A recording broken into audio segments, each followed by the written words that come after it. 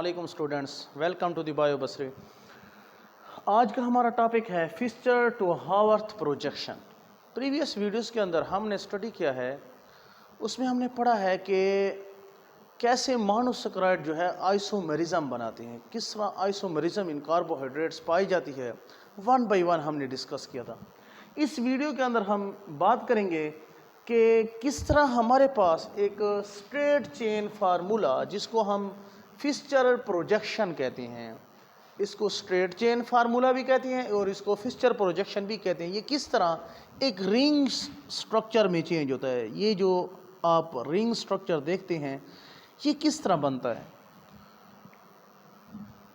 आप कह सकते हैं कि हमारे पास जो मॉलिक्यूल होते हैं, मोनोसैकराइड्स के मॉलिक्यूल्स, ये वैसे एक वाइट पाउडर की शक्ल में पाए जाते हैं, लेकिन जब इनको वाटर के अंदर ऐड किया जाता है तो ये बिल्कुल इस तरह स्ट्रेट चेन नहीं रहते। जब ये पाउडर की फॉर्म में है तो ये बिल्कुल इस तरह स्ट्रेट चेन की फॉर्म में होंगे, लेकिन वाटर के अंदर जाते ही ये अपने अंदर कोई ऐसी तब्दीलियां लाते हैं जिससे ये रिंग स्ट्रक्चर बन जाते हैं। अब रिंग स्ट्रक्चर कार्बोहाइड्रेट के अंदर हमारे पास दो किस्म के हैं। एक पायरानोज, जो ऐसा रिंग स्ट्रक्चर जिसके अंदर रिंग के जो कॉर्नर हैं वो 6 हों, उसको हम पायरानोज बोलते हैं। और ऐसा रिंग स्ट्रक्चर जिसके अंदर 5 कॉर्नर बने, ये जो 5 कॉर्नर रिंग स्ट्रक्चर होता है, this is called as furanose.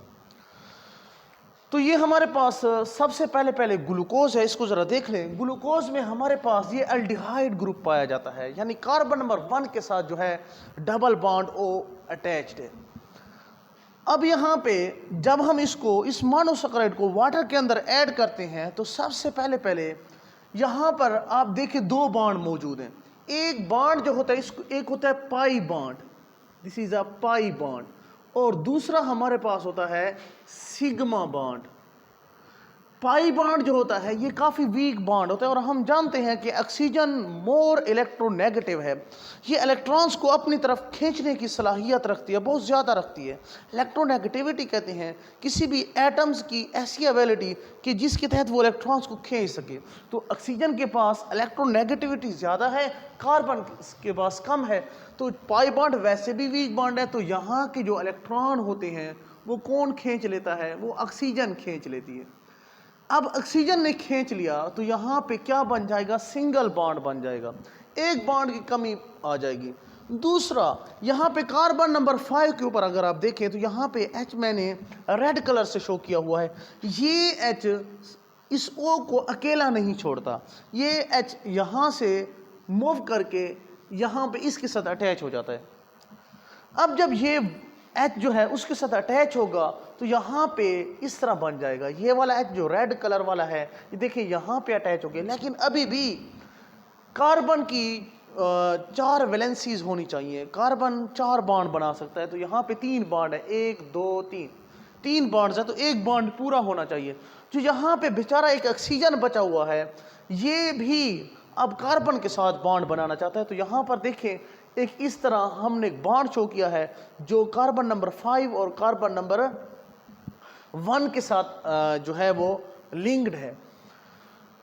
अब इसके बाद क्या होगा, यहाँ पर ये इस तरह बिल्कुल बेंड होता जाएगा और बेंड होने के बाद इसका शेप कुछ इस तरह बन जाएगा। हमारे पास ये ऐसा शेप बना देंगे, रिंग शेप स्ट्रक्चर बन जाएगा। तो यहाँ पर देखें, यहाँ पे कार्बन नंबर 1 है, यहाँ पर 2 आ सकता है, यहाँ पर 3, यहाँ पर 4 और यहाँ पर 5। ऑर्गेनिक केमिस्ट्री के अंदर कॉर्नर में अगर कुछ भी ना लिखा हो तो वहाँ पे कार्बन मौजूद होता है, और एक छठा जो है वो कार्बन होता है जो रिंग से बाहर होता है, ये वाला जिसको हमने CH2OH लिखा हुआ है।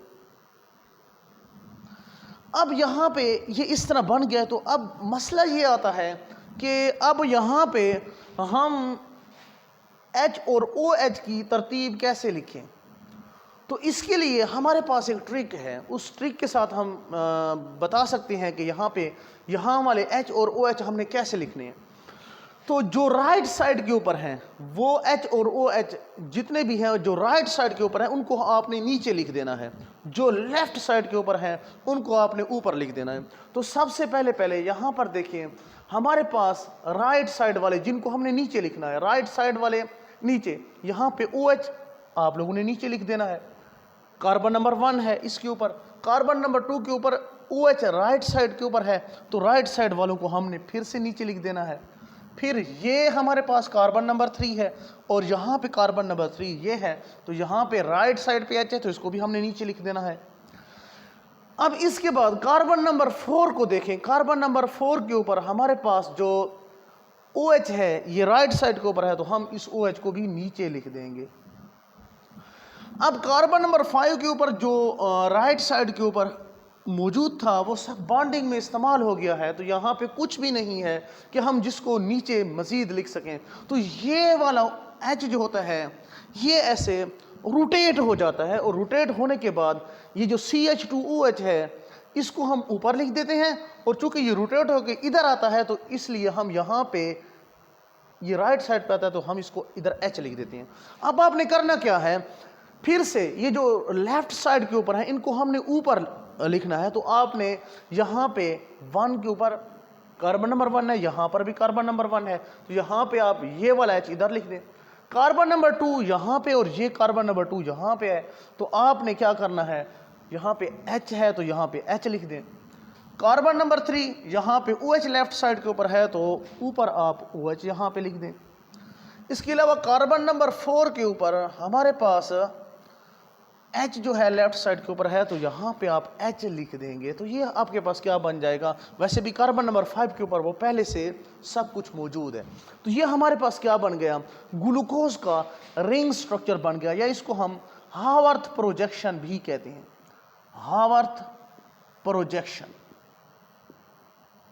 तो इस तरह हम बना सकते हैं। आप लोगों को बस यही समझना है कि राइट वालों को हमने नीचे लिखना है, लेफ्ट वालों को ऊपर लिखना है। वैसे भी दुनिया का ये असूल है कि राइट को हमेशा दबाया जाता है, तो इसी तरह आप याद रखें कि राइट को आपने नीचे लिखना है और लेफ्ट को ऊपर लिखना है। इसके बाद हमारे पास आ जाता है फ्यूरानोज। फ्यूरानोजेज वो मोनोसैकेराइड्स जो 5 कार्नर रिंग स्ट्रक्चर बनाते हैं, या वो रिंग स्ट्रक्चर जो 5 कार्नर होता है बस उसको हम फ्यूरानोज बोलते हैं। तो ये हमारे पास फ्यूरानोज यानी ये फ्रक्टोज का एक स्ट्रक्चर है। हालांकि फ्रक्टोज 6 कार्बन मोनोसैकेराइड है, लेकिन फिर भी ये 5 कार्नर रिंग स्ट्रक्चर बनाता है। इसको हम सीखते हैं कि ऐसा क्यों करता है। हमारे पास ये कार्बन नंबर 1 है, अब हम इसको मुकम्मल तौर पे ऐसे भी लिख सकते हैं, CH2OH भी लिख सकते हैं, CH2OH भी हम लिख सकते हैं, या वैसे भी लिखा रहे आसानी के लिए हम CH2OH लिख देते हैं। यहाँ पे बॉन्ड हम शो नहीं करते। कार्बन नंबर 2 के ऊपर हमारे पास कीटोन ग्रुप अटैच है, तो यहाँ पे हम जानते हैं कि यहाँ पर फिर वैसे ही एक सिग्मा बॉन्ड है और दूसरा पाई बॉन्ड है। पाई बॉन्ड वीक बॉन्ड है, तो ऑक्सीजन इलेक्ट्रॉन्स अपनी तरफ ले लेगी और यहाँ से हाइड्रोजन जो है वो इस ऑक्सीजन के साथ मिलकर हाइड्रोक्सल ग्रुप बना देगा, बिल्कुल ऐसे। और यहाँ पे ये जो CH2OH है, आसानी के लिए हमने इसको इस तरफ रोटेट कर दिया, इस तरफ लिख दिया, तो ये हमारे पास कार्बन नंबर 2 के ऊपर OH आ गया, और कार्बन नंबर 5 वाला जो ऑक्सीजन था ये बिल्कुल दरमियान में आ गया, और ताकि कार्बन की जो वैलेंसी है वो पूरी की जा सके। कार्बन नंबर 2 के ऊपर देखें, यहाँ पे हमारे पास एक बॉन्ड, दूसरा और तीसरा 3 बॉन्ड बन रहे हैं, 4 बॉन्ड की कैपेसिटी होती है, तो यहाँ पे चौथा बॉन्ड जो है ऑक्सीजन और कार्बन डाइऑक्साइड के दरमियान बन गया। यहाँ पे हमारे पास जब इस तरह बन जाता है तो आहिस्ता आहिस्ता इसमें रोटेशन आती जाती है और ये बिल्कुल ऐसे बेंड होता जाता है और बिल्कुल ऐसे ही स्ट्रक्चर बना देता है, कुछ इस तरह।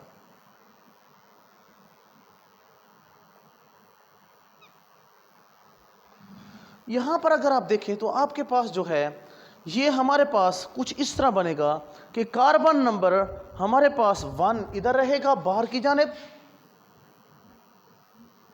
अगर आप देखें तो हमारे पास कार्बन नंबर 1 बाहर है, इस रिंग, आप इसको रिंग समझे, दिस इज अ रिंग, ये रिंग बनाएगा और ये दोनों बाहर रहेंगे।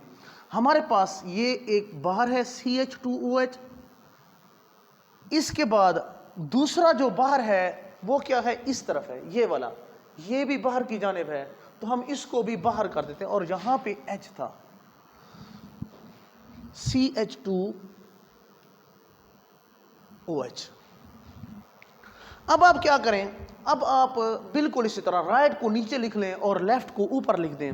राइट में हमारे पास क्या है, OH नीचे लिख दें, बिल्कुल जहां पे हम नीचे लिख देते हैं। फिर आपने क्या करना है, H है तो इस तरफ H को नीचे लिख दें। फिर इस तरफ जैसा कि मैंने आपको बताया था कि हमारे पास ये कार्बन नंबर 4 आ रहा है, तो यहाँ पे हम क्या करेंगे, इस H को इस तरफ लिख देंगे, ये हमारे पास H आ जाएगा।